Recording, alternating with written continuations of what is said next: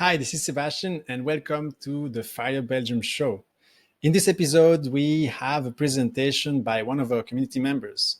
His name is Lawrence, and he's been part of the Fire Belgium community for a while now.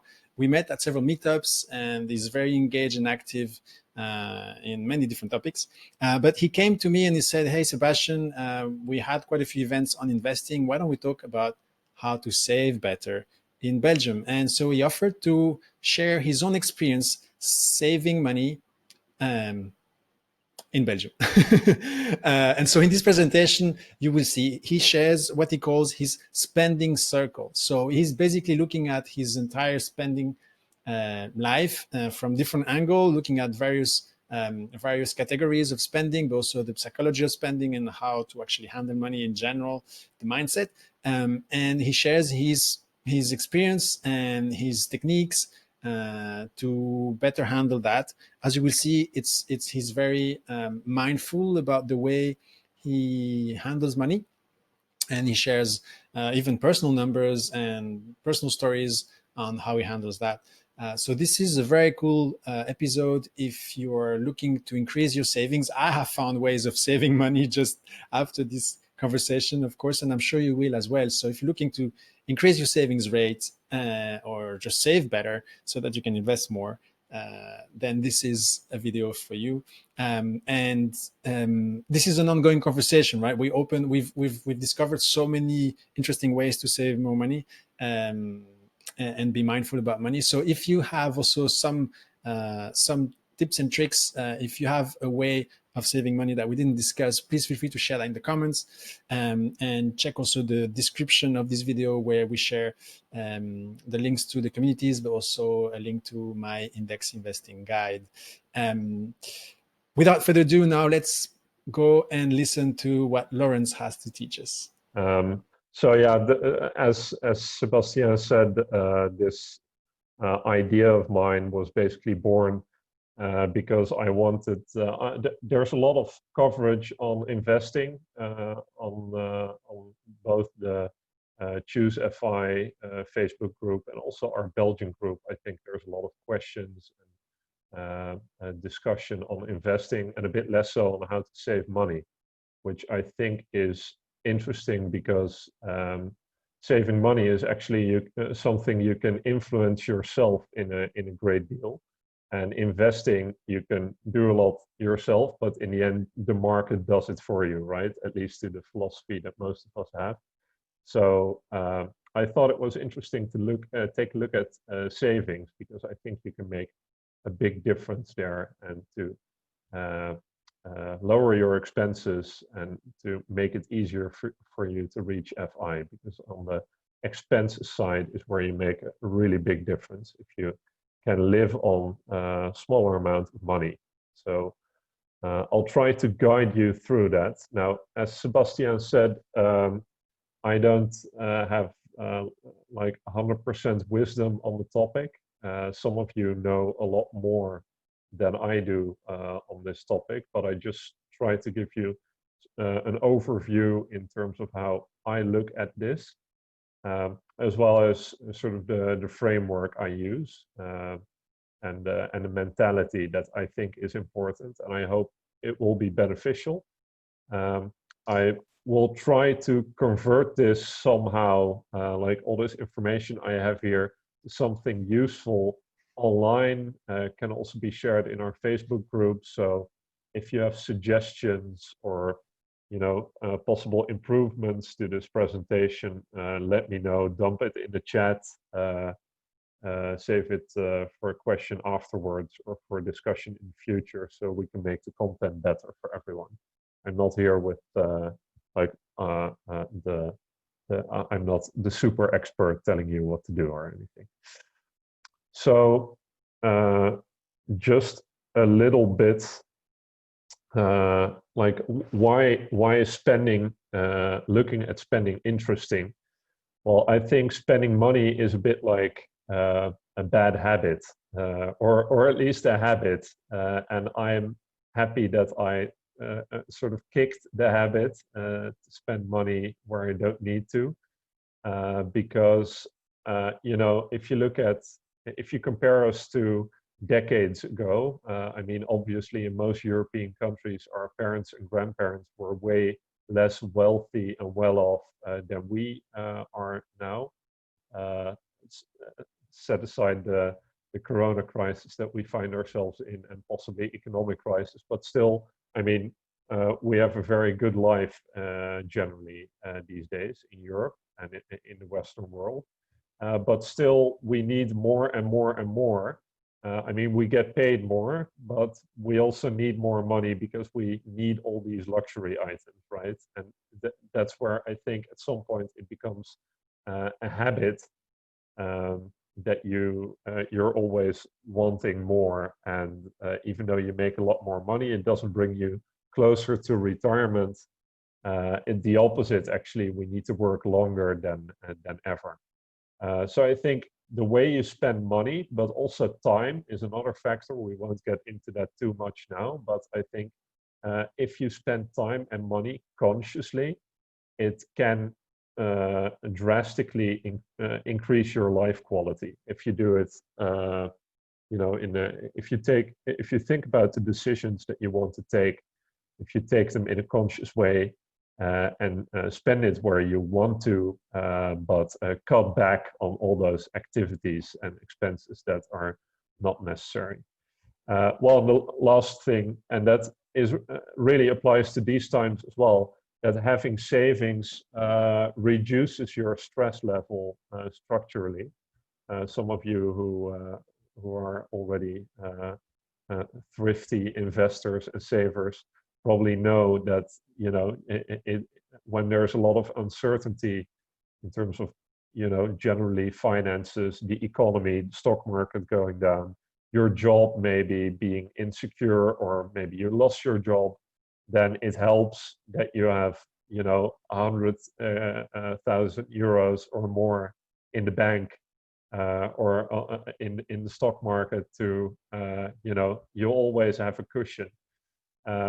And it increases your options. So you can stop working, work less, work at a job that pays less, take a sabbatical. You can do all kinds of things. I think this is what Sebastian also spoke about in earlier presentations.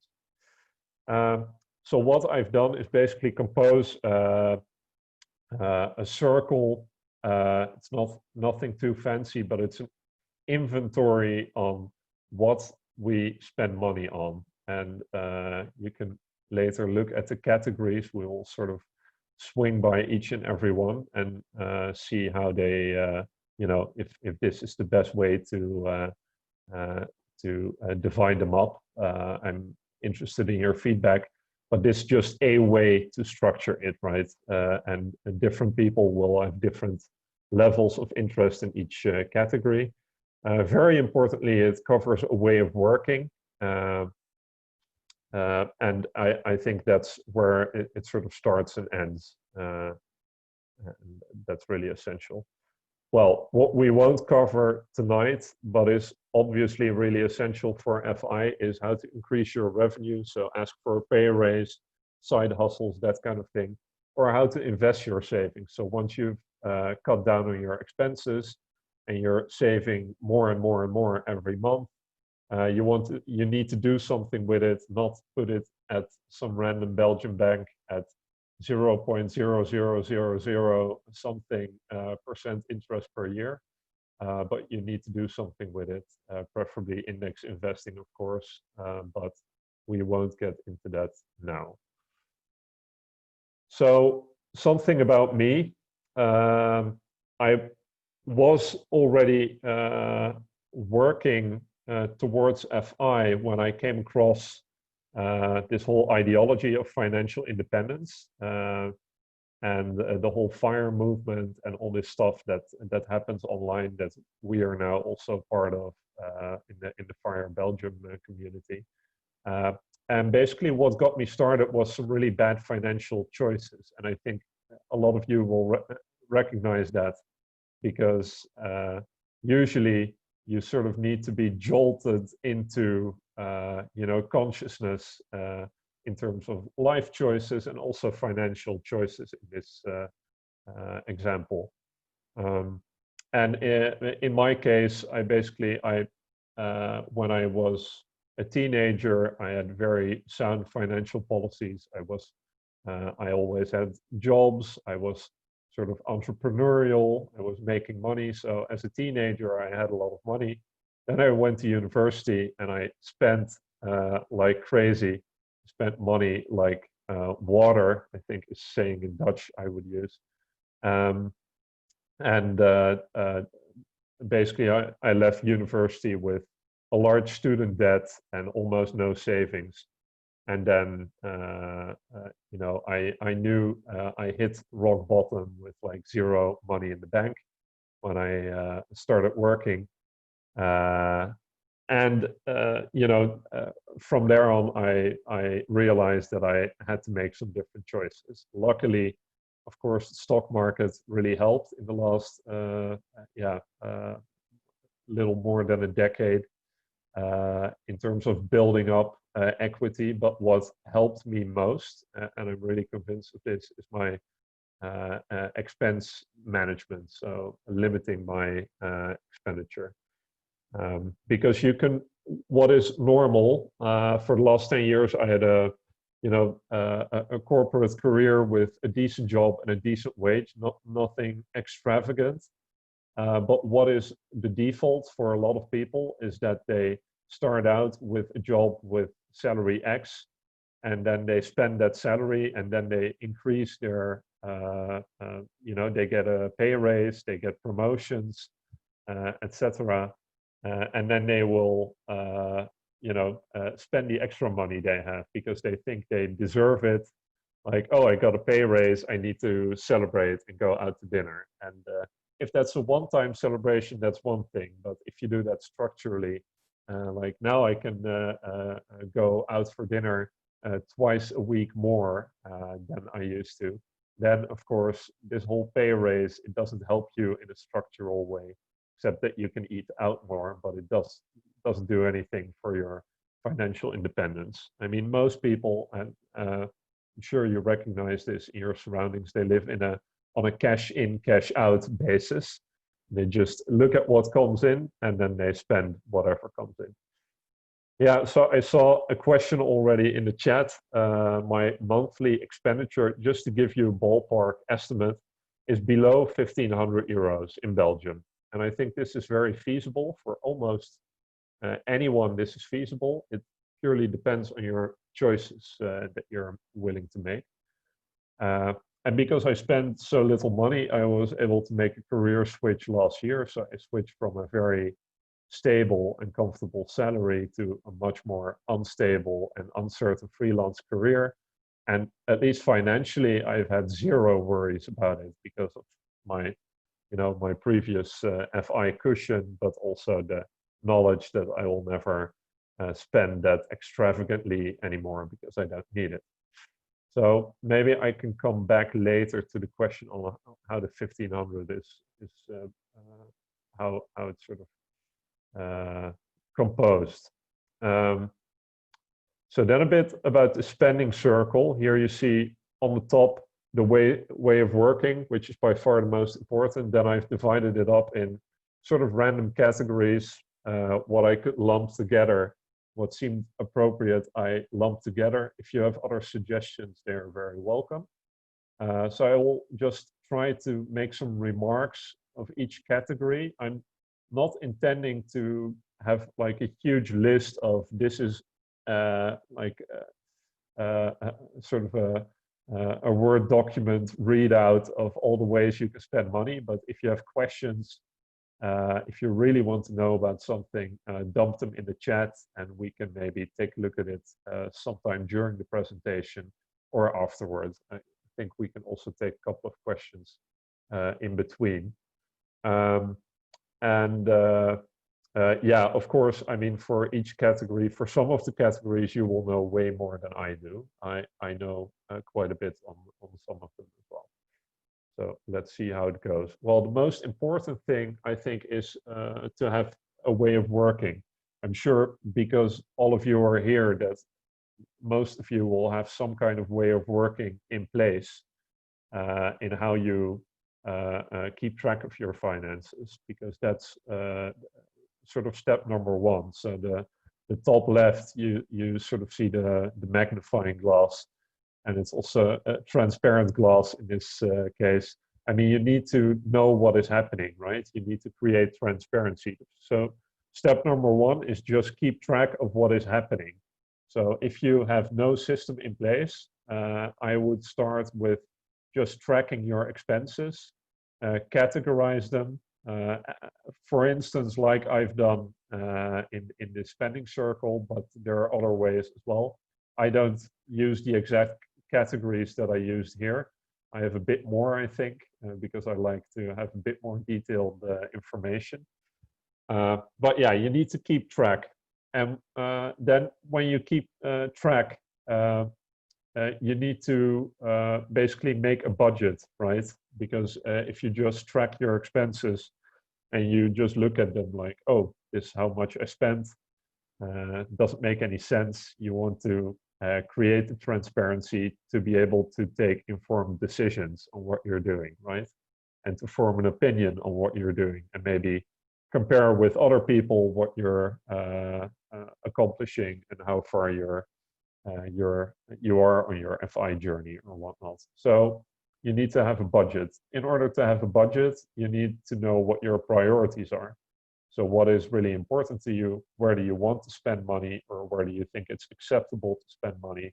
Or depending on your practical situation, where is it needed to spend money? I mean, if you are currently renting and your apartment is €1,000 a month, you can budget 500 for next month. But if you have not taken action that you are actually moving to a cheaper place, doesn't make any sense. You should still budget €1,000 a month. I mean, be realistic.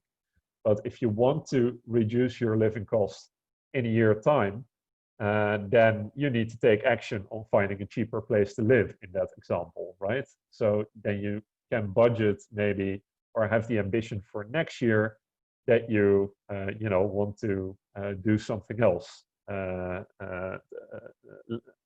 decrease your living expenses.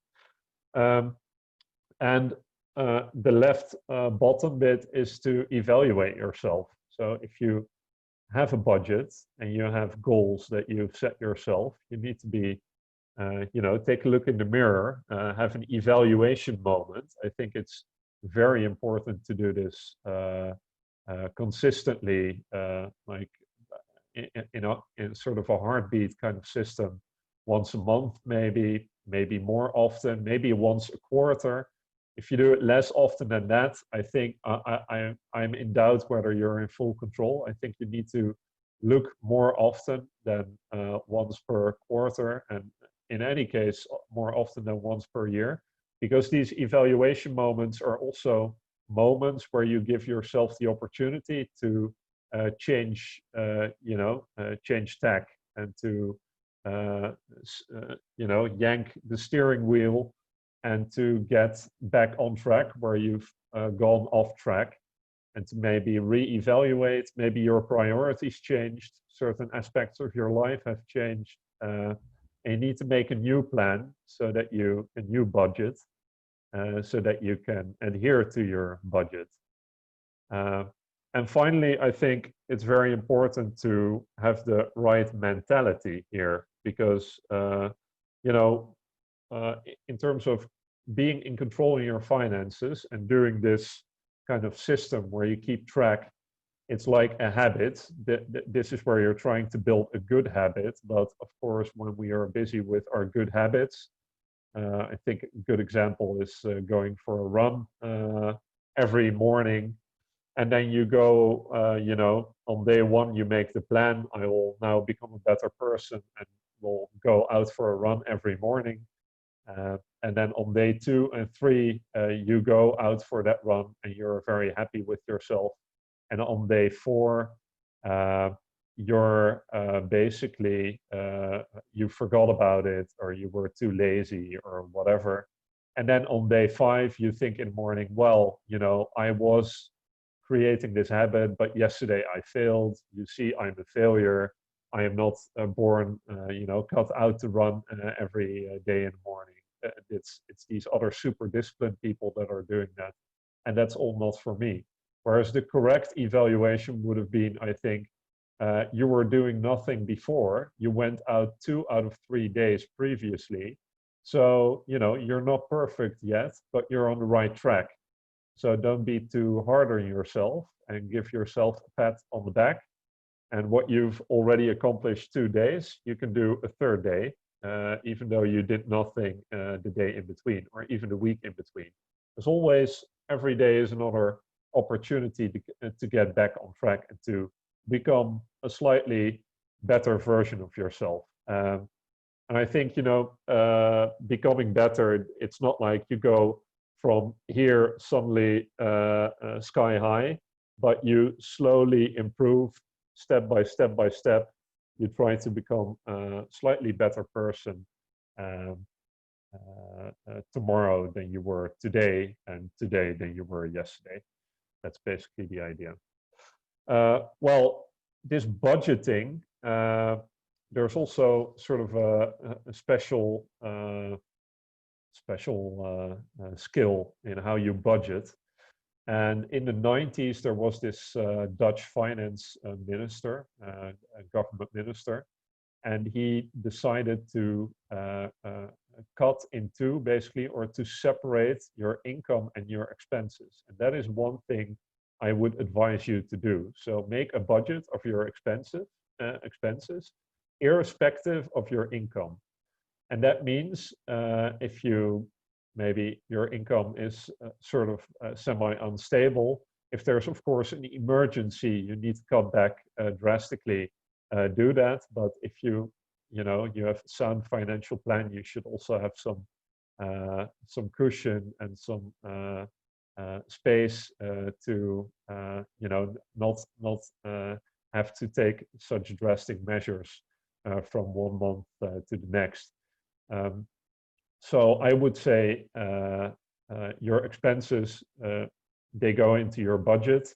And if you happen to have, this is one of the biggest mistakes people make, if you have a sudden windfall, like you get a bonus, for instance, your end of year bonus, or you get your tax return is really big this year, or you have some other, you have another unexpected benefit that you get. The usual reflex is, whoa, I have a really good month this month. And I can now spend this extra money, or at least part of this money. Well, if you really want to reward yourself, maybe spend a percentage of the money you got, but the rest should really go to your savings slash investments, would be my advice. So I would say, if you get extra income, that means nothing for your expenses. And in terms of planning for your expenses, the way I usually do it is that I'm a bit conservative on them. So I mean that in the sense that I try not to be too optimistic. So if I think I will spend on travel 200 euros a month this year, I might budget 250, because I'd rather have a bit left at the end of the year when I do my evaluation than that I see every month that I'm short. I think this sort of a mind hack as well, where you always, if you're a bit conservative in your budgeting, you're always usually, and you will get more skilled in this as you proceed when the years go by. But usually you would have more unexpected pluses than minuses, and this is also a good sort of motivator to keep at it. Yeah, and again, if you're evaluating and you're going over budget or something, don't be too hard on yourself, and just try to be honest with yourself. Like, why did this happen? You are usually, unless you find some kind of financial coach or buddy who gives you feedback, you will usually be the person who does the evaluating yourself. And there's no point in cheating yourself or telling yourself bullshit about how you were managing your expenses, or whether you went out for dinner more than you planned last month. just try to think about it, why it happened. Just write down the truth, why it happened. And think about whether you really need to adapt your budget because this is a lifestyle choice that you're simply making, or whether you will try to change your behavior next month round. So I think it's important to be constructive and positive, but also honest and realistic about this. So that, of course, one of the most difficult aspects about this is trying to find out what is most important to you. So, like, what are your priorities? And to do that structurally can be really difficult because that's, life choices. Well, first category, unless maybe on this first bit there are questions already. Oh yeah, one more thing. There was a question on this 1,500 euros that I think people can live on in Belgium. One more addition to the concept of budgeting. So I try to budget everything. So I budget for my holidays. I budget for everything that goes cash out on a monthly basis. I usually can predict what it is, like utility bills, phone bills, whatever.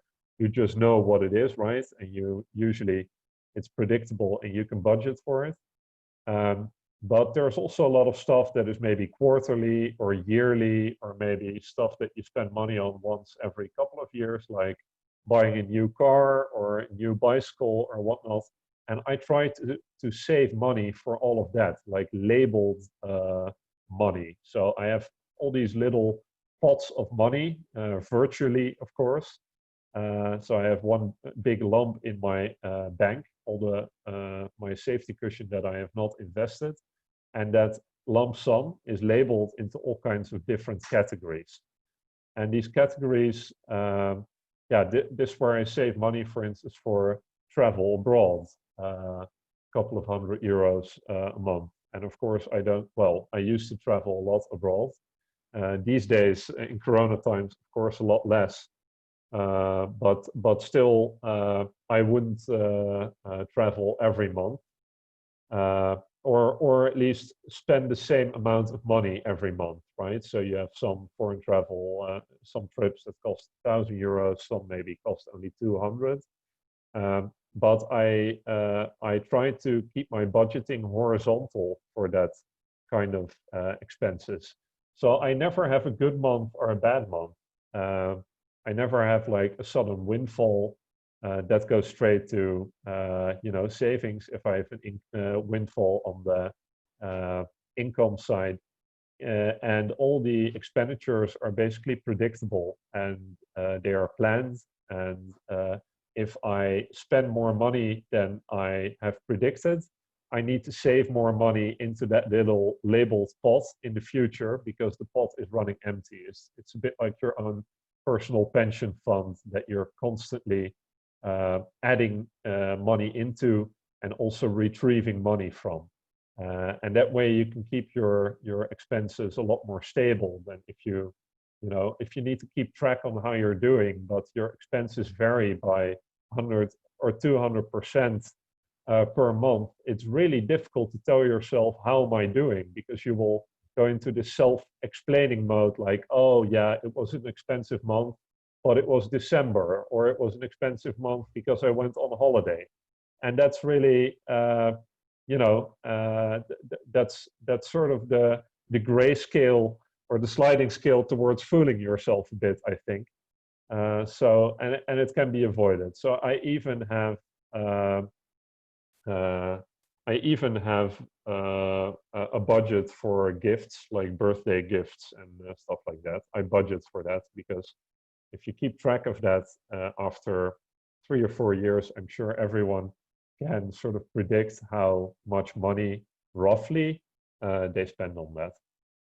So maybe I see some stuff swinging by in the chat, but maybe Sebastian, you can help me on if there are already questions about this first part, or maybe people want to pop it into the chat right now. Yeah, we could do some questions. So there was a question obviously around your expenses, which you were expecting, right? People are asking Yeah. whether that includes rent and mortgage, and whether that's for a family or just for you, etc. So that's one question. If you want to go there, and then there's another question I can tell you later. Okay, yeah. So the first question is, I live with my girlfriend and my almost 2 years old son. He will be two in less than a month time. And what matters a lot in expenses, or a lot. I think I was below 1,500 before we moved, but we moved some months ago, and now we pay for mortgage. And the way I see it, and maybe some of you will disagree, I'm sure, but the way I see it, the costs of the housing are basically the interest costs that I pay into the mortgage, or my share, because we share all expenses equally. Uh, my girlfriend and I. Obviously, my son is not yet capable of sharing in the expenses. But no, so that has of course cut down due to the bizarrely low interest rates. That has cut down on living expenses, or at least housing expenses, because you can imagine that I mean, we live in a whole house now. It's not like a palace or a mansion, but it's more than an apartment.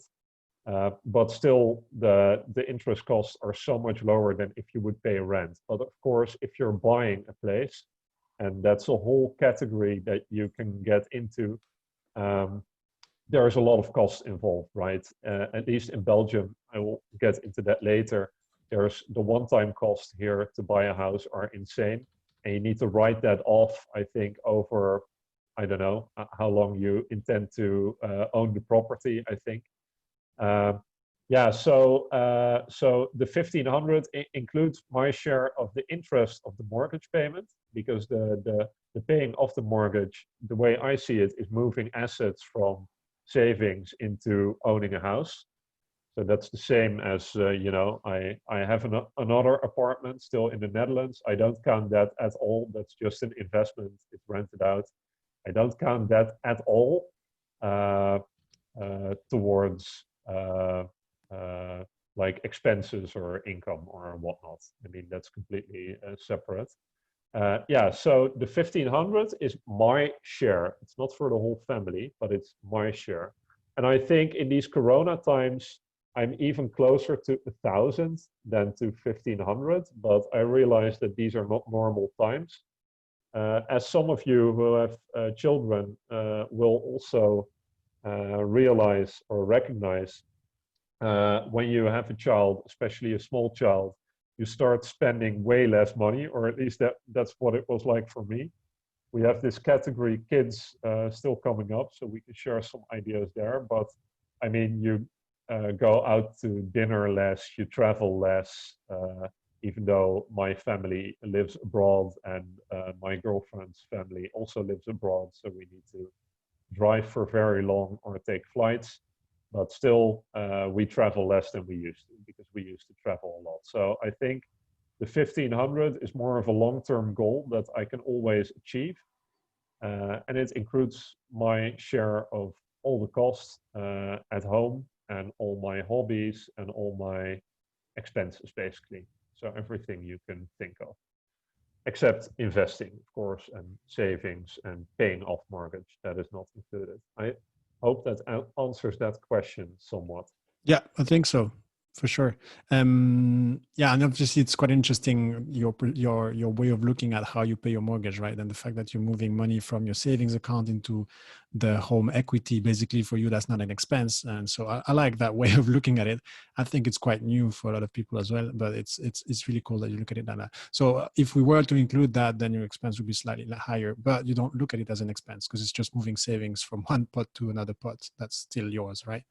Yeah, yeah, of course. Yeah, that is correct. Of course, if you make a mistake in buying a house, or if you've bought a house, especially in Belgium, and you need to make a forced sale, then the whole illusion that you only had the one-time cost and your interest as expense for the house, that well, that is, as I say, that is then an illusion, because you will, if let's say you are close to personal bankruptcy, or you have some kind of liability, or you break up with your partner, and as one individual you can share your share of the mortgage.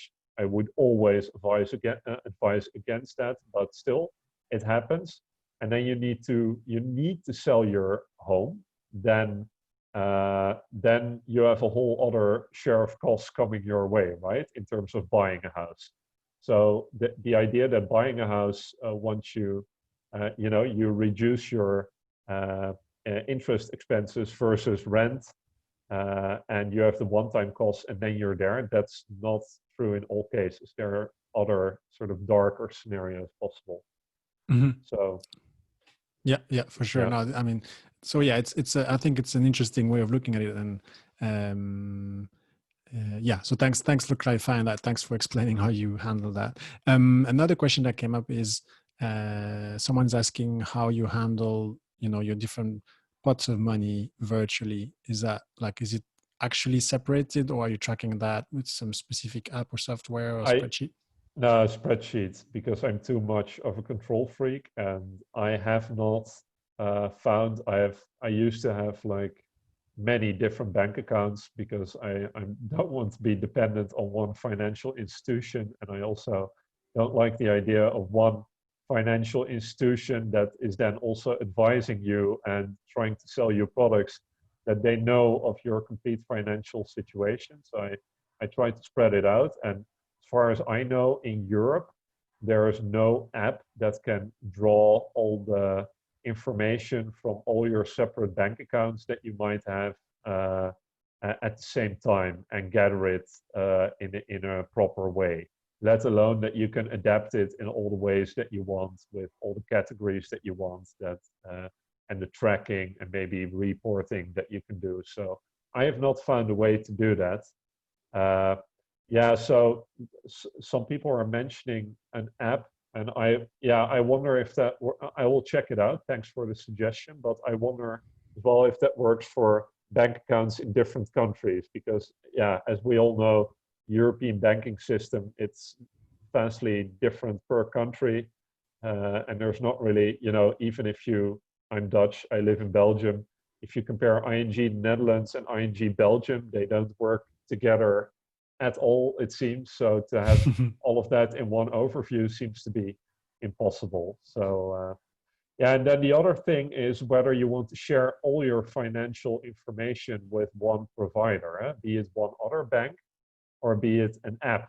So I don't know, I'm a bit hesitant with that, but I will take a look at this app. I do find it interesting. If at least the user experience is good, I'm definitely interested. I'm not saying I would go there, but yeah. I think I've heard of an app like this. I don't know if it's this one, but their model was that they would share your transaction information. Basically, they would sell that. That's how they make money, and they provide a service for free to the users, but they Yeah. gather statistical data and they use that. So yeah, it seems to be this one. So yeah, so there is a cost to it. It might not be significant. It might not even be a real cost to you, but there is a way that they make money. Obviously, if it's a free service.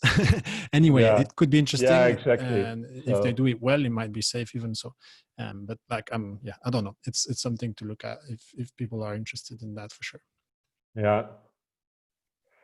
Okay, cool. So I think we can move ahead a bit towards the categories, and I will try to go relatively quickly through these. So if you have questions, put them in the chat and we can revisit quite easily, I think. So one-time purchases, this basically everything that you don't do on a structural basis, which is a lot. It makes this a very big category. On the top left, there's fashion. Well, there's a whole there's a whole world there about what you can spend on. Yeah, we have the Apple logo there. I mean, a lot of people are gadget freaks as well. They spend huge amounts of money. I have a whole bunch of friends who spend huge amounts of money on getting the newest X, Y, or Z, whether it be an iPhone or whatnot. And I think the words, I don't know, they're a bit small if you can read them. the want versus need is really the key here, because often people tell themselves like, oh, I really need a new phone, or my car is really old, I need a new car, or I need a new shirt, or I need but actually, if you take a step back, what you're actually saying is, I want a new car, I want a new phone, I want this new other thing, right? So need versus want. Be honest to yourself. And the best thing in terms of need versus want is to delay your purchase. So if you're in such a situation, and you're especially with online these days, there's no threshold anymore. You don't need to go to the store.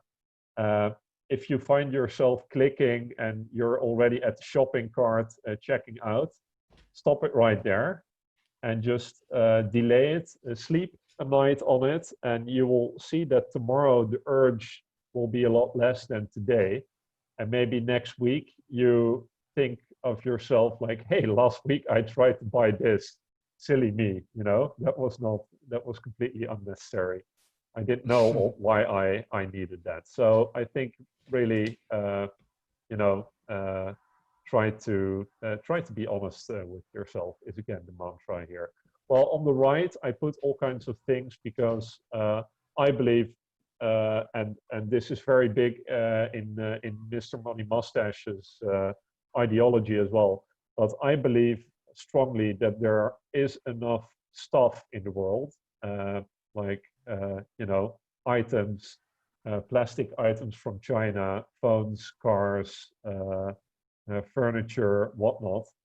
And you don't need to buy everything. So you can just go to the library and borrow a book. You don't need to buy books all the time. I mean, you can buy books, obviously. You can still buy stuff. But I would say there are possibilities to borrow something. And if you never do DIY and you need a drilling machine once every 5 years, just borrow a drilling machine from a friend. And don't be tempted to think that you will suddenly become this DIY hero that will use the drilling machine every week, because you probably won't. And if you really want to do that, then you can make a plan and do it structurally and become that DIY hero and do a bit more every day. But probably it's just a win, and you can avoid buying the drilling machine that will then gather dust in your cupboard. Yeah, and if you need to buy something, buy it secondhand. So there's this great site, tweedehands.be, for Dutch speakers. I'm sure it has a French name, deuxième main, perhaps. Uh, and you can buy like great quality stuff secondhand. I really believe in buying quality products secondhand instead of complete shit quality products new. So you do yourself a favor, and you also do the world a favor, and you do your wallet a favor. So it's a win-win-win. There's not too often where there's win-win-win situations possible. Uh, and of course, the other way to make money is to sell your stuff. So I also regularly sell stuff on tweedehands.be, but also on the Facebook Marketplace. Well, I use that a bit less. I don't so much like all the exposure on the social media, but I mean, it's used a lot. I think Facebook Marketplace, you move stuff faster there than on tweedehands.be and similar sites like the Craigslist equivalent of the country you're in, basically. Marktplaats in the Netherlands, and every country has their equivalent, I think. So yeah, that's the idea roughly with one-time purchases, I think. Yeah, one more thing regarding one-time purchases is there's also a lot of gifts, right? So often you receive gifts that you're not using, and you might buy people gifts that they are not using, and there's this whole circular economy, or it's not really circular. Some people actually throw that stuff away. So if you have stuff you don't use, you can sell it. But if it's something where you think someone else could really use this, you can also re-gift it. There's this great Seinfeld episode. In any case, Seinfeld is a great source of wisdom. And you can, you can give stuff that you already have, or maybe give stuff that you can make to friends and family as well. Because often our idea when buying a gift for someone is, okay, it's this and this person. What is my budget, right? How much should it cost? And then you start looking for something that corresponds with your budget, and then you buy them that gift. And you don't really think like, what would this person need, or what would make this person happy? And I think that is a completely, there's a whole different world out there in terms of making use to, yeah, or buying someone a stock and bond gift. That's also hilarious. Well, I did that once actually. I mean, if you think someone could really uh, benefit from some financial advice, or you think someone should start investing and they have not started yet, why not buy them a share, or share in an index fund if that will make them interested? Why not? I think that's a brilliant suggestion. So education and healthcare. Uh, well, I think the main, I will not spend too long on this, because I think, and this is my opinion, you might have different opinion depending on where you're from, but we need to realize how cheap this is in Belgium, and how privileged we are that there's, of course, we pay through that, through the taxation system. I am fully aware of that. So nothing is for free.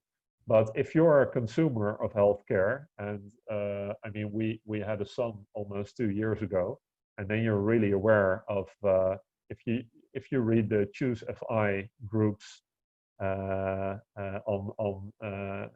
with more the American perspective of how much healthcare costs when you put a child into this world, and they need your partner needs a cesarean, or you break a leg and you need to, you have insurance, but there's a big franchise that you need to pay yourself. I mean, in Belgium, it's really, healthcare is almost for free. Uh, Costs are negligible, so it's really great. And I think same goes for education. In most cases, it's almost for free, or compared to many other countries, it's for free. So what you can think about quickly, I won't spend a lot of time on this, is I got out of university with a lot of debt. I think that's not necessary, and I think it's also wise to think about, uh, what you want to spend on education. Obviously, it's very difficult when you start out as a student, and already, I'm not sure most people are then thinking about, their financial independence and their financial future. But as Mr. Money Mustache also says, you don't need to spend 50K per year on education. And even if you need to pay 10K per year on education, I doubt whether that's worth it. And you can also work on the side. So I would advise, I would pay attention to that in general. And I think it's a bit more acceptable than, to incur debt for education than it is to buy a new laundry machine or a new car. But still, you can be mindful of it. Well, obviously, there's today there's these massive open online courses. Uh, a lot of them are for free, so you can get a lot of knowledge online, especially with like digital skills and the skills that are very much developing and on demand, in demand today. A lot of that, also programming skills, which are very marketable.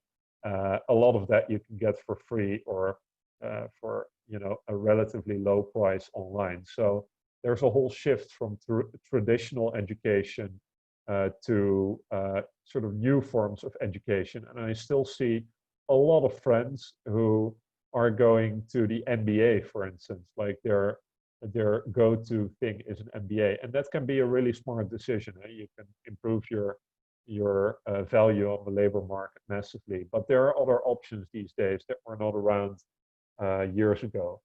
I think generally it's really good to work on your skills. So to always think about what can I learn, and try to see yourself objectively, like you're coaching a third person. What where are you moving towards in terms of developing competences and skills. And you can learn all kinds of things, right? You can learn things that help you professionally, but you can also learn practical things, like doing something in your home, fixing something. So, I do a lot of things myself in my home that also saves me massive amounts of money. So I taught myself how to fix heating pipes, water mains, electricity, stucco. I took a course, but I stink at it, so that I will not bother with in the future. I will hire people to do that who are way better. But I can do a lot, and you can do a lot too. And I think the most recent skill I learned was how to make yogurt, which is really easy. So if you're a a regular consumer of yogurt, Google how to make yogurt and make your own. It's really easy. All you need is some other yogurt from the store and milk, and you're on your way. Yeah, and in terms of healthcare, and well, education expenses, I would say healthcare, a lot is covered by your mutualité in Belgium and by hospitalisatie. And in terms of like hospitalization insurance, and in terms of education and healthcare, it's always good to see if you can tax deduct any of that, and or if something can be negotiated with your employer. So if you want to learn something, even if it doesn't relate to your work, I mean, my previous employer in the Netherlands, they covered all kinds of things. I mean, even things that were completely useless at the job, people would cover, like the company would cover it.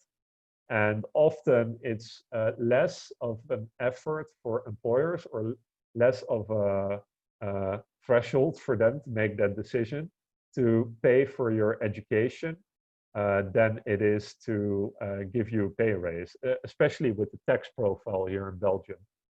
Yeah, and then lastly, with your mutualité, there are different ones. The differences are not that great, I think, but the benefits can be different. So I put Symbio here. It's a mutualité that covers all kinds of gym subscriptions and whatnot. So you can make a difference there, but it's not as big as I think in terms of having your employer pay for education, and maybe saving money on education you don't need is the biggest are the biggest ones. So next one, car transportation and commuting. Well, you see the traffic jams on the right bottom. We were rid of them for a while, but they are back now. I was on the Brussels ring last week, and the traffic is back. So I did a lot of commuting from Belgium to the Netherlands. I went, I think, single trip 250 kilometers or 200 kilometers, 2.5 hours, 3 times a week. So that's a lot of hours in the car, and you can spend some of that money calling people and listening to podcasts, but most of that time and energy is wasted. So if you can avoid commuting, I would do so. It's also bad for your health. It's bad for your back. And if you commute regularly, you expose yourself to a lot of danger, like risk of car accidents. It's if you're in the car 10 times as much, the risk of having an accident also goes times 10. So I would pay attention to that. Yeah, the biggest learning here, I think, is biking is cheaper than driving a car, of course, and never, never, ever buy a new car. Never, just never do it. It's completely pointless. It's only useful for status purposes. So, you know, just even if you have a company and you can have massive, expenses that you can claim from owning a car. I think you can claim expenses of a good second-hand car and still come out on top versus buying a new car. And what I notice here in Belgium is that a lot of people, if you have a car, that they use them to do like groceries 1 kilometer further down the road, which I think is really odd. because it's not necessary. It's also bad for your health. It's bad for the environment. It's bad for your wallet. So I mean, if you need to drive 1 kilometer, just take go walking or take the bike or something. And what helps here as well is if you learn how to fix your car slash bike yourself. This is also something everyone can learn. I think everyone can replace windshield wipers, and dealers and people who repair your car love to charge you for new windshield wipers. So that's the easiest money saved, probably like 50 euros a year right there. Um, but also other stuff like I'm not a huge car mechanic. I am somewhat technical, I admit, but I will change, ventilation filters in my car. Not my current car, but my former car, I would do oil change, oil filter change, that kind of thing. You can fairly easily replace brakes, even though that might sound a bit more scary. So you can do a lot more than you think. Uh, yeah, and there's some good advice on e-bikes. Of course, e-bikes, it changes the dynamics hugely. Uh, e-bikes versus regular bikes, because if you need to bike like 7 kilometers and it's very hilly, like it is here in Brussels, uh, then you might not bike. But with an e-bike, it's a completely different story. And if you need to bike on the flat, like a lot of people in the Netherlands, and you need to bike 30, 40 kilometers, on a regular bike, that's a tall order. On an e-bike, that's easy. So look into that. Kids, yeah. So I think having kids, people always say that it costs a huge amount of money, but I really disagree. And this is, again, I put the Belgian flag here because we can really be sort of thankful to Belgium that this is such a great country to have kids, because daycare is quite affordable in Belgium. Um, I think schools are also mostly affordable. Like there is some cost there, but it's still affordable compared to many other countries. And you get all kinds of government benefits, like there's child benefits structurally. There's even a birth premium in Belgium, which I think is bizarre. It's more than 1,000 euros because we got it through foreign bank accounts they would not send money to. We even got that check for a birth premium in the mail. So we got in the mail a cashier check for like 1,300 euros. So that's obviously really interesting. And as I said before, the healthcare stuff is great. Like prenatal costs in Belgium, almost everything is paid. Like in the Netherlands, it's also fairly cheap compared to, for instance, the US or some other countries. But here in Belgium, really almost everything is paid. It's really amazing. Uh, but then there's the other side of kids, and that is sort of the side where you want to spend a lot of money on them because your kid is your life, and you want to take good care of them. And for a lot of people, that equates spending shitloads of money, right? You probably recognize this. And I think this resembles a bit how people treat weddings and funerals, because that's also, and maybe to a lesser extent, roaming around in the tax-free at the airport comes in fourth place. Because once people have a child, they are really like, oh, this is a special occasion, and this is really, I shouldn't save money on this. The same as with a wedding.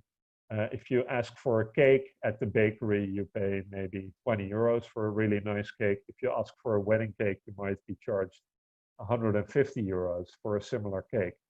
And the same goes with kids, especially at these kids specialty stores. No kidding, you see the stroller down below, 1,300 euros. Okay, it's not only a stroller, it's 3-in-1 set.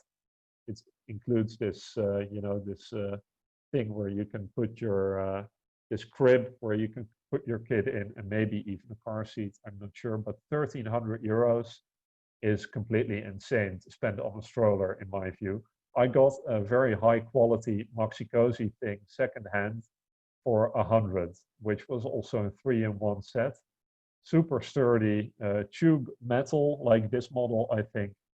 Uh, and I saved on that single transaction 1,185 euros. So there you go. So this also relates to buying food. All varied. Do the math. All varied jars. This is 2 meals for €2.09. Or I can cook for my son 1 potato and 1 carrot and mash it all together. Maybe add a little bit of minced meat. So then I spend maybe, what is it, 30, 40 cents, and do that 300 days a year. And then you get the idea on how much money you can save on food as well if you prepare your own baby food. So yeah, the same goes for toys and all kinds of other, like it's very much related to the one-time purchases area here, kids category. So I mean, if you have yeah, another thing now that I think about it is branded diapers. So a lot of people buy the most expensive diapers because they are needed. Yeah, I don't think personally that that is needed. We have had those. We've also had other ones like supermarket brands, and they are completely fine. There's no problems there. They're not bad for your child generally. So and you save 50% or more on the price, and that's really structural, and that's a lot of money. So yeah, I think there's a mention now on previous category company cars. Obviously, in Belgium, like the tax system has made it really affordable to drive a company car. So I can imagine that you would drive a company car because it's just such a great deal and you often get fuel paid by your employer. I think it's an insane system because if they would pay the equivalent in cash, you would get a lot more money in your bank account that now goes to BMW. But the system is the system, so you play by the rules that are there.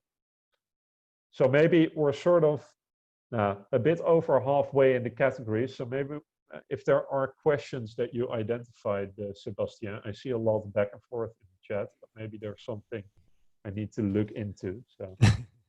No, the chat is actually really funny. A lot of people are sharing their experience with different things, and yeah, there was a big debate around company cars and how it would make absolutely no sense for some people, and how you could save. Yeah, you could get a lot of cash instead of company car, depending on the company policy, right? So yeah, everyone is kind of discussing that, and there was a few cool examples. Someone who lives really close to the to the office and still got the company car. And so the Yeah, calculation it's was pretty clear crazy. that even if that person was to take the taxi every day, would still be saving 200 euros by not taking the car, which I mean there's it's really funny. Anyway, so there's a lot of really cool conversation. I mean, I think the audience is really enjoying the talk and sharing all sorts of other things. There's no specific question, Lawrence, just to answer Okay, your question. And cool. but I think they're enjoying they're enjoying themselves and enjoying the talk, so it's very cool. Well, that sounds great. Yeah, no, on the company cars, I mean, here in Belgium, it's really cheap, right? You can get a company car, a very expensive car, and I'm not into the intricacies of the cash for cars policy that is somewhat recent. But I know that here it's relatively cheap to get a company car, or you don't need to pay a lot. In the Netherlands, that's completely different. I had colleagues at my former company who liked to drive a nice big BMW, and that would cost them on a net basis per month because it's heavily taxed if you get a company car. So you pay a lot of extra taxes. Basically, they add the income to your taxable income, so you pay way more taxes. They would pay for that like 800 euros net per month to drive a BMW company car. Whereas I drove my own car that I owned, an older car, second-hand car, and I got paid by my company to drive my car. I could claim kilometer fee. So I actually, my car, because I drove a relatively economical one, made me money, and others to drive a fancy new car had to pay 800 a month. That 800 a month is roughly 10K per year, huh? So that you get an idea. So that is a massive difference to your financial independence goals. Um, so yeah, moving on. So housing, uh, it's a huge decision that you take in your life, whether to buy a house or not. I got into it a bit before in the beginning of this presentation, and I put this nice Soviet poster there. I have a weakness for Soviet posters. I really like this Soviet art. I don't like the Soviet system in the slightest, by the way. Don't be afraid. But this is, of course, a Soviet poster of the 5-year plan, right? And buying a house in Belgium, and I think also in many other countries, is sort of at least a 5-year plan, because you need to. There are often one-time costs involved, and in Belgium these costs are fairly high. So uh, one of the big factors that people often don't take into account when buying a house, and in the whole discussion buying or renting, and I know there are a lot of opinions on it, and I won't get into all of that right now. But one of the important things is that you need to have sort of a predictable and stable situation for the next 5 years. Because as I told you before, if you buy a house now and you need to sell it again next year, you carry all those one-time costs, which is more than 10% or close to 10% here in Belgium. You carry them all in 1 year, and that's really terrible. And that will never be cheaper than renting a place, no matter what you're renting almost. So, uh, be careful. And people always think, like with getting married and prenuptial agreements and that kind of thing, that, I will never break up with my partner. That happens to other people and not to me. But it can also happen to you, and then you need to be prepared. So if you then have bought a house that you then need to sell, you are in big trouble. And the same goes for losing your job. You never think you lose your job until you lose your job the first time. And then you know it can happen to you as well. So be careful there. Make the calculations and make sure that also in a rainy day scenario, you can still live there. But generally, I would say currently, with the bizarrely low interest rates of the moment, that buying, if you intend to live for a long time in the same place, that usually buying a place makes financial sense. And probably you can buy more house for your money than you could rent for the same money. And if you're willing to be a bit entrepreneurial and buy a bigger place and rent part of it out, it can be even more profitable. So that's something to think about. Um, yeah, and then in terms of banking and insurance, a lot of stuff goes through this, uh, like these in-between people here in Belgium, right? What I've noticed compared to other countries like the Netherlands, a lot of banking and insurance stuff you can't do online yet. And utilities, I think, is a bit better. You can do a lot more online, is my personal experience.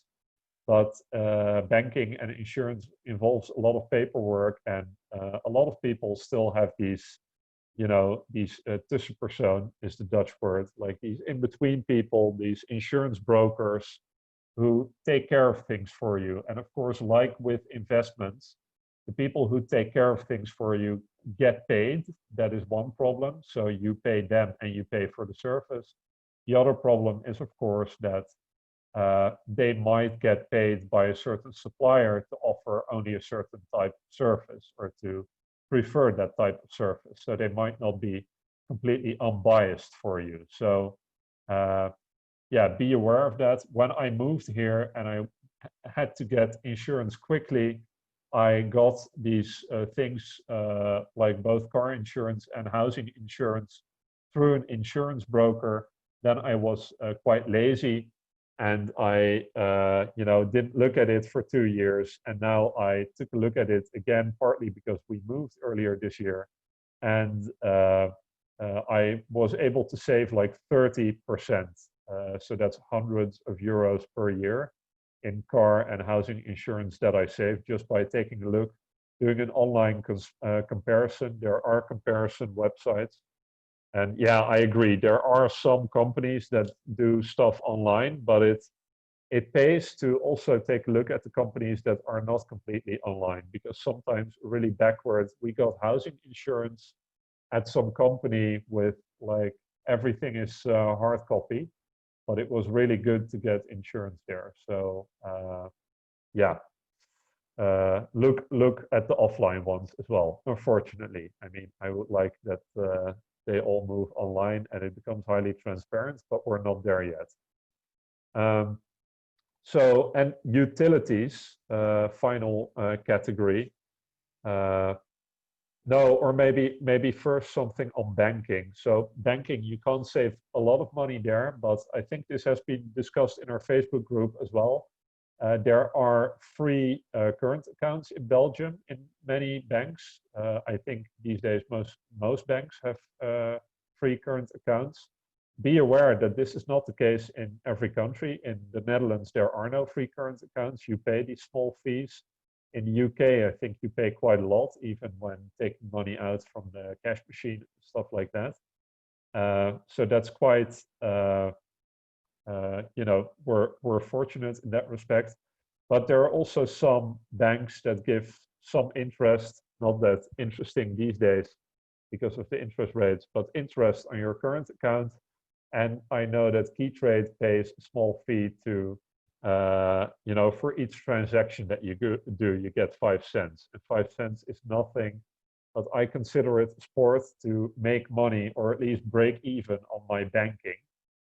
So I pay still some fees here and there, and then I make some money with Keytrade. And there's also cashback credit cards. They've also been discussed in the group. So I know that Beobank, they offer 1% cashback if you buy online or if you buy offline with Visa and MasterCard, respectively. So there is some places you can save money there. Well, utilities, I mean, there's two aspects in utilities. One is compare prices. So make sure that you compare prices and that you check whether you get decent rates. A lot of companies offer like entry bonuses as well. So it's pays to check every year and possibly switch to a different supplier that will give you a one-time cash offer. And make sure that you get decent rates, because the one-time cash offer might be great, but then they charge you high rates for gas and electricity prices. So that's one thing. And of course, utilities, you can save money. That's the other aspect, by using less gas, electricity, and water. And you can save hundreds of euros there, even I think more than 1,000 per year if you move from being completely I agree with Koen that utilities is another topic where we could go into, like, where can you save money in your house? Like, do a complete audit of your house, of all the electricity eaters, that eat up the kilowatts, uh, and showering less often is mentioned. Yeah, I mean, you can use less water, you can turn down the heating and wear a sweater, but I mean, I know a lot of people who easily spend 200, 250 on utilities per month. And I think you can get below 100. And if you look at 250 per month versus 100, that's 1,800 euros a year. So that it matters.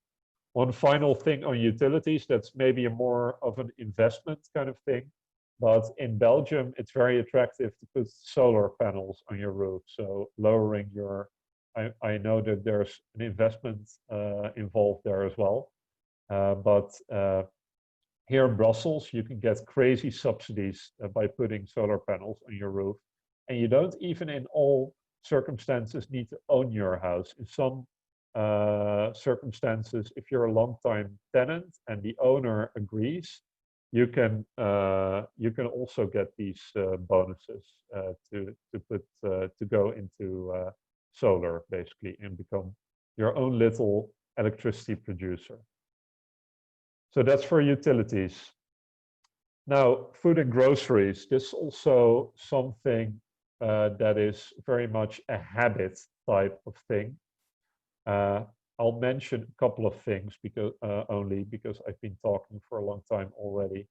Um, so first thing here, I think, as with other expenses, it pays to be price aware. So if you, supermarkets and other stores, not exclusively, but also food stores, they are very opportunistic in charging prices that are high where they can, especially for fresh produce. Sometimes prices that they charge are ridiculous. So you can easily save money by just being price aware and knowing what stuff costs. So my advice on this would be try to make a list of the 20 or 50 items you buy most often and do a price check of what you can get and what quality, and invest in quality if it's if it makes a difference. But often buying an A brand or buying regularly like a white label brand, there's often no quality difference, especially with staple stuff. There's no quality difference often. So choose consciously. Well, then we have Jamie Oliver. Eva mentioned it already. Learn how to cook, right?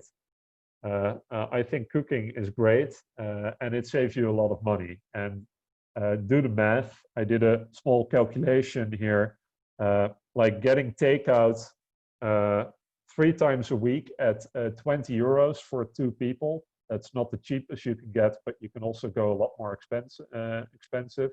So if you get takeout 3 times a week for 20 euros for 2 people, times 48 weeks, you spend 2,880 euros a year. If you count 48 sort of working weeks and 4 weeks holiday. So you get takeout 48 weeks.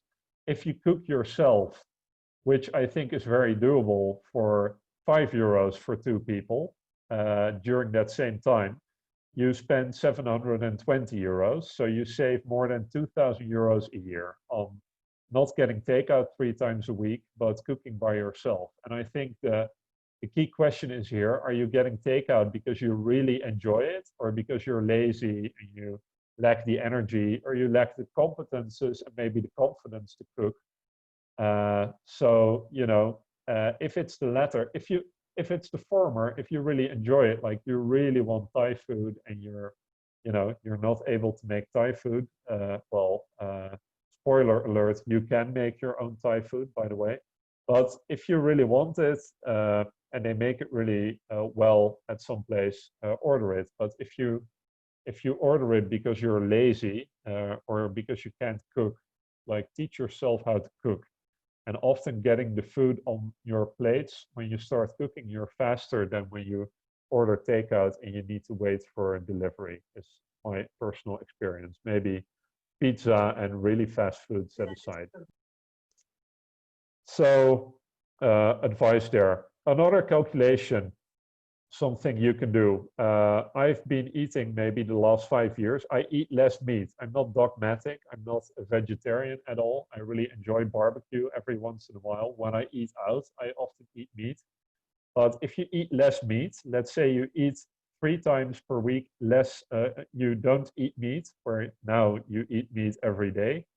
3 times per week, 4 euros for 2 people, times 48 weeks is 576 euros per year that you save if you eat less meat.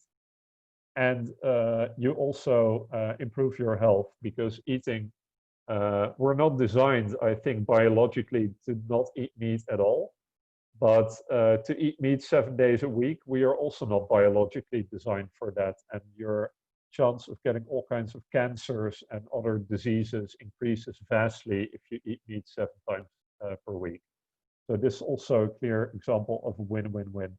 Another such habit in the food category, if you do lunch out at work, €4, no, wait, €5 lunch at work, quite cheap, but maybe you have a good cafeteria at your work. 3 times per week, 48 weeks, €720. So if you don't have lunch 3 times per week at work, and you maybe bring your own, then you can save a lot of money. You can easily save €500 there. And another one that is very well known, that's the top right, right? Daily coffee, like you get a cheap coffee outside for €2.50. That's not like you can hardly get coffee for €2.50 at Starbucks, I think. But let's say you get 4 times per week coffee for €2.50. That's €480 per year. So if you combine all these hacks that I've now told you, you can save like 2,000 on the first and then 500 on the other three. So that's 3,500 per year, right? So that's easy money saved, I think.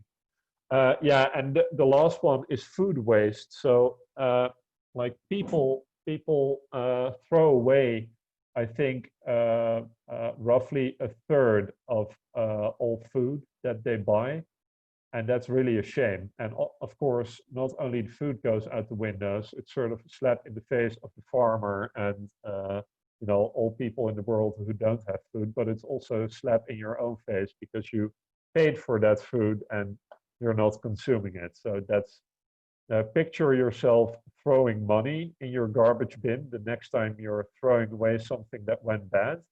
Next time you can try to be a bit more inventive on how you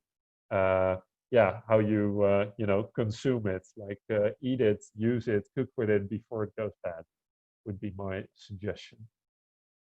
So last category, I think at least, is travel and holidays, and hobbies. Well, basically, I think this is a category where a lot of people spend money because they look at other people, like where are other people going, right? Holiday to Bali. Everybody, it's a mystery to me why everybody needs to go to Bali on a holiday, but it's probably wonderful there. But there are many other wonderful destinations. But I can't, I can't imagine that there's not a certain case of copycat type of behavior that everybody goes to the same place. And I don't think that's needed. There are many places like Bali, maybe closer by, or where you need to spend less money to visit. So be a bit inventive. And I think in terms of travel, try to see what you're really after. Like people don't think often, what do I want to do when I'm traveling? Often it's picking a destination, right? A budget starts with a budget, maybe, then a destination, or first a destination and then a budget. And then they have booked, and then they think, oh, what can we do there? Which is really crazy because what you do during your holiday, like, do you do cultural stuff? Will you be outside? What are what are your preferences? What you want to get out of your holiday? Want a very quiet holiday, or do you want to have a very active holiday? So, think about it, take a conscious decision, and don't copy everyone else what they are doing. And maybe your holiday, dream is a lot closer to home than you think. And I think, in a way, this coronavirus crisis currently might be a bit of a blessing because people are rethinking a lot of, not only the travel, but a lot of the stuff I have covered. I think I need to make different choices now, and need to rethink things and get a reality check. So I wonder where that will lead to. So sort of concluding with a couple of slides before we go to the Q&A. So what I would like to tell you, money is a means, not a goal. So also in terms of being in control of your finances, right, and keeping track of things, don't forget that everything you're doing is for a goal, and that goal is not money, but that goal is probably do what you want to do in life, or get more freedom, or reach a certain goal, do something for your family or your kids or the world. But it's not money in itself is not the goal. uh, be conscious in your decisions and be honest to yourself in what you're doing and evaluating yourself. Uh, think about what you want and not what everybody else is doing or buying. And I think this goes especially for the FI community as well, because I think there's a lot of groupthink in the FI community. Like, we all need to do a certain thing. We all need to do index investing, or we all need to do real estate investing. We all need to do, need to save money or on X, Y, or Z. But uh, uh, you know, uh, like the fourth point, there are many roads that lead to Rome. Pick your road, which is probably different from everybody else's because you have different priorities from everybody else. You are a unique individual and you have your own, aspirations, I would say. Uh, and the road to FI is not about spreadsheets and numbers, and a lot of you are or there's a lot of discussion, I think, about reaching your FI number. What is your FI number?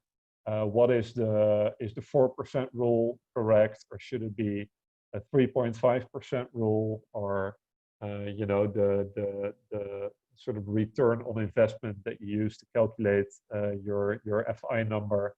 But I mean, those discussions are useful for sure, but that's not the essence of it. The essence is that you take a look at your mentality, that you have the confidence to make your own decisions and not follow other people's decisions and other people's priorities and other people's desires and other people's behavior. Uh, and that you try to sort of be better tomorrow than you are today, and try to be better today than you were yesterday. And that is a long journey with a lot of one step backward and then two steps forward. So it's not a smooth ride, and you will have setbacks in your investing, but also in your expenses and in your savings. So just try to do better next time, and not be too harsh on yourself, and be a bit optimistic. Uh, so yeah, then some self-advertisement before we go to the questions. So my career now is a self-employed. I'm a self-employed trainer. That's sort of my career change from my former corporate job. So if you need training in the topics that I'm specialized in, I do personal effectiveness or team effectiveness, team dynamics, like how to be effective as a professional or as a manager or as a leader in an organization. Or I do a lot of politically related communication, speaking, debating, argumentation skills, negotiation as well. So if you need training there, or if you need coaching, or you know someone who does, drop me a line or get in touch with me. But last but not least, please also do that if you just want to exchange ideas or grab a coffee, meet up. I live in Brussels, and I'm always game to meet new people and to get new perspectives. So also for non-commercial reasons, get in touch. Outside of the meetups, of course, which I will try to attend regularly as well. So, and then final questions that I would ask, I'd like to ask you, like, what are you going to do? So did you recognize something in my presentation where you can improve? So make a mental note to yourself, like, when are you going to take action on that? Because I'm sure in all the categories, maybe not my personal advice, but maybe you were triggered by something I said, like, hey, yeah, I haven't taken a look at that, so I can take a look at that. Maybe something in the food department. Maybe you can, do one time less takeout per week or whatever. You've recognized something. Make a mental note to yourself, or even better, write it down on a piece of paper. Plan it in your calendar. When are you going to make that change for yourself and get something out of this evening apart from information? Other question, of course, any suggestions are welcome to improve this content. And the third question is, you had a meetup last week on this topic as well, which I was unfortunately not able to attend. So is there interest in a spending or saving regular coaching group? So what I'm thinking, if there's a bunch of like-minded people, we could do sort of a regular thing that for the next 12 months, we have a meetup once a month or once every 2 months where we sort of coach each other. And as has been suggested by some of them, some of you, I mean, in the chat, you can pick one of the categories and then do a deep dive and give more detailed advice than I was able to do tonight. So that could be an idea. So Sebastien, I leave it to you, to your questions and stuff from the chat. I only see the chat messages popping up, so I don't see the whole list, but I see there's an insane amount of chat, which is really good because, this is not about me talking, but about me just facilitating sort of exchange of ideas and, you being inspired by new ideas. And those are just as much coming from the chat as they are coming from me, I'm sure. Yeah, there was a lot of really cool conversation on the chat, and so they were reflecting on what you were saying and then sharing their experience, and there was some fun comments going on. I think what you shared here has resonated a lot with all of us here, and yeah, it's very useful to be able to look at it from this high level perspective that you gave us. So I think what you're sharing here is really important, right? So it's good for all of us to look at what we can do to make an improvement. So taking action is really important, because knowledge is power, but it's really just potential power until you put into action, right? And in this case, there's a couple of places where I think I can also look into ways of improving insurance. I was looking at, I think on my grocery, there might be a few things I could do there to improve as well, grocery shopping. Anyway, I hope everyone's coming up with taking things away for themselves and to improve on. I would like to invite everyone to turn on their camera and microphones. We can have a conversation. We're supposed to finish at 10, but we can keep going longer if people are interested. This is this is a topic that generated a lot of interest here. So happy to chat more. We had a really cool conversation last week on the same topic, and it was just a coincidence, right? Some of these events that the teams have been decided by a poll on the Facebook group, and it just happened to be last week, and then your presentation this week. But I think I like your suggestion, and so it depends on what people, if people are interested with something we could organize, maybe a monthly thing, or where we talk more about the savings aspect. Because there's so much we can learn. There's so much knowledge here, right? There's so many tips and tricks in so many different areas. I think so too. We cannot expect it's definitely something you want to crowdsource and not push from one person or something. So yeah, definitely. If like we could, what I will do is, obviously I'd like to hear from people here. So guys, please turn on your cameras and microphones. If you're shy, just your microphone, no problem.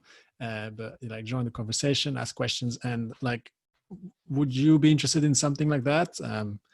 Like a more regular meetup specifically on savings, and then maybe we organize, as part of this group, we organize specific themes and we just progress over on those themes going forward.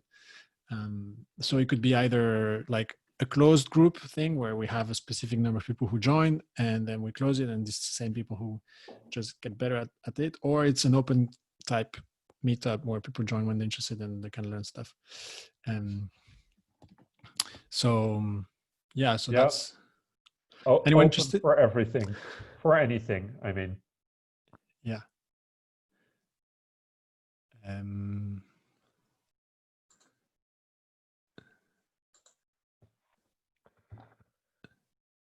Yeah, there you go. I think Simon is turning on his camera. Yeah, it's working again, I think. But so, guys, yeah, turn on your camera. In the meantime, I wanted to say, Lawrence, thank you so much for this presentation. If we were in a room, I'd ask everyone to clap. We can all clap, at least mentally in our head. No, I mean, it's a lot of work. And so thanks for sharing all this. It's very cool. So guys, just let us know. Is this something of interest? I mean, first of all, join in the conversation, ask questions, but are you also interested in doing this more regular conversation around savings? Because it's obviously like, it's a pillar of building financial wealth, is to be able to optimize our spending. Yeah, I mean, and my personal view is if you now have an income that is very comfortable, and you spend maybe 2,500 a month, and you can lower that to 1,500 a month. There's a whole, apart from saving money every month, saving 1,000 more per month towards your FI goal, there's a whole host of other options open to you in terms of having a different life. Because if you only need to make 1,500 a month set aside from FI, you can do a lot more things in society and do unpaid work, partly. I also do a lot of pro bono stuff in terms of training and coaching. Or at least a lot, but partly, and I have no problem with that, partly because I don't need to be paid for everything. So it gives me a lot of freedom to to have lower expenses. Makes a big difference in terms of your life choices. Right, that's all for today. I hope you've enjoyed this episode. As always, be sure to like this video and subscribe to the channel. Make sure you join the Financial Independence Belgium Facebook group or the meetup page. And you can also find us on Twitter and Instagram and LinkedIn, so you can follow us there. Feel free to ask us questions and let us know what other topics you would like us to cover.